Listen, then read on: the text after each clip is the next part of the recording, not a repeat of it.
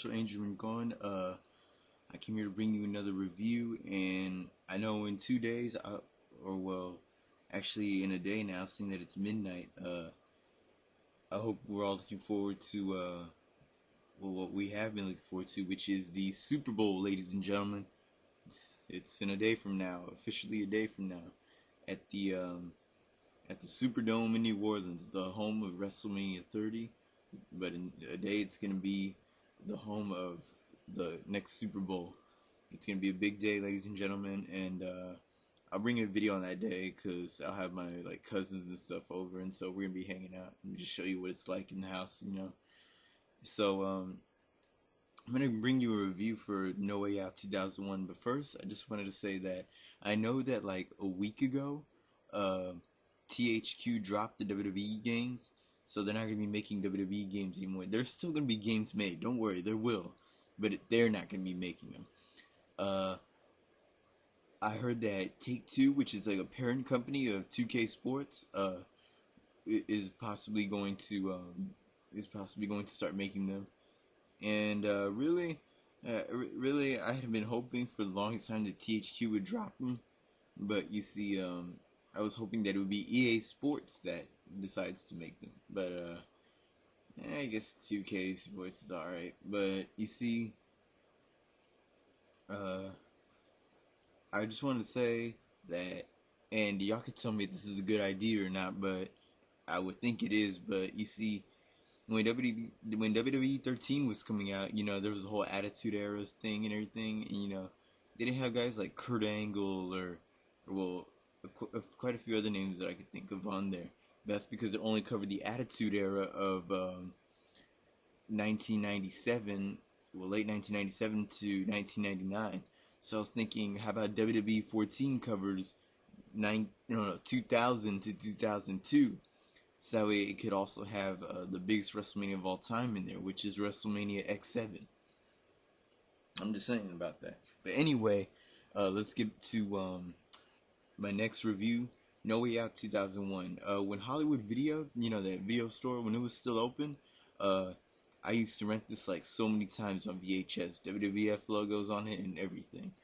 Now, I don't have it with me, and you see, if I could go back in time to when Hollywood Video was going out of business, you know, and they were giving away all their movies and stuff, I would have gotten it. I would have gotten that, No Mercy 2000, and Royal Rumble 2001. But anyway, this was the last stop on the biggest build-up to the biggest WrestleMania ever. And so we started off the show with the Big Show trying to go after Raven's hardcore title, which in the middle of the match, a popcorn vendor who was actually a disguised Crash Holly interfered, and then Steve Blackman came out. Then we had Hardcore Holly come out, and then Billy Gunn came out and pinned Raven to be the champion for like only a little bit, and then like Raven pinned him and was the champion again.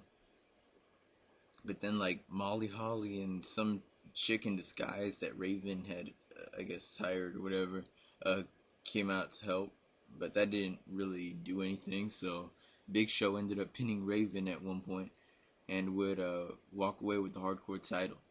Next match is the Fatal 4-Way match for the Intercontinental Championship. Chris Jericho putting his title on the line against Chris Benoit, Eddie Guerrero, and X-Pac. Four of the most talented wrestlers I have ever seen. I mean, that was not a bad match. That was actually a legit match and everything. Oh, by the way, my rating for the hardcore match, it was alright, 3.5. But, or no, 3. But for this one, you know, since this was actually a good match, and it had some really good technical wrestlers in there, I'm gonna have to go with the 4 on that one, a 4 out of 5. And so next we had Stephanie McMahon Helmsley against Trish Stratus. Of course, this one was built up because Trish was, I guess, getting booty banged by Vince McMahon. Not playing, but you know, there was like a relationship, whatever, between the two, affair. I don't know what you want to call it, but Steph wasn't okay with it, and so she wanted this match at No Way Out. And it didn't really impress me that much. It was supposed to, seeing as because of the build up and the story behind it, but it didn't impress me that much. I'm sorry, but I had to give that a uh, a 2 out of 5. Triple H against Stone Cold Steve Austin, 3 stages of hell. I forgot what the first fall was, but I think the second fall was a street fight, and then the third fall was a steel cage match. Uh, Stone Cold won the first fall, and Triple H won the last 2 falls. Therefore, Triple H won the whole thing. This was really great, ladies and gentlemen. 4.5 out of 5 is my rating for this one. Then we have Steven Richards of the RTC versus Jerry Lawler. And the stipulation was that if Jerry Lawler won, then the cat got to expose herself naked. Now, I was really hoping Lawler would win. And think about this. I'm like 5 years old around the time. And so, I wanted to see the cat get naked. And I don't know why. At one point, I thought Jerry Lawler won, yet RTC came out to cover up Kat, and she never got to show herself naked. But then I watched it again, and Stevie Richards ends up winning, and then the rest of RTC comes out to cover up Kat and take her out of there. And I keep watching it, and when I was little, I kept watching that match over and over again, expecting a different outcome. I mean, who wouldn't want to see the cat naked? So the only reason I'm giving this a 2.5 out of 5 is just because the cat didn't get naked. I'm just saying, man.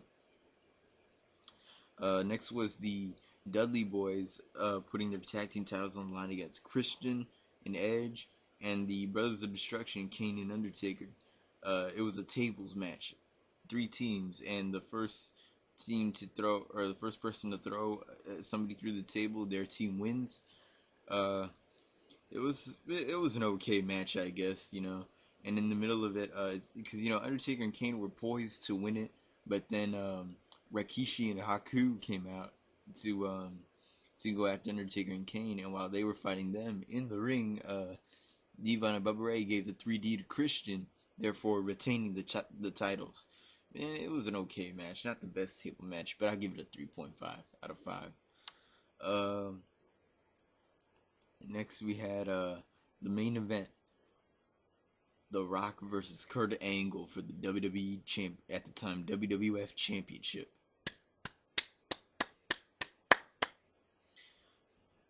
Awesome match. Awesome match. And like I said, when I was a little kid, I was a big Kurt Angle fan.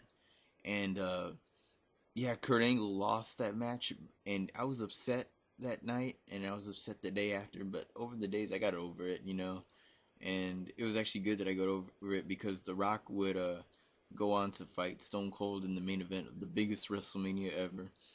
It took one people's elbow and 2 rock bottoms to win the title, and really there was no loser in that match. I mean, Kurt Angle put on a great athletic performance, showing the gold medalist that he is, and The Rock, arguably the biggest legend in this company, and it was great.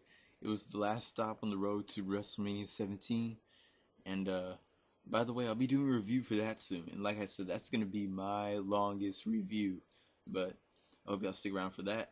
And as for right now, this is official Angel Rincon signing out. Good night, everyone.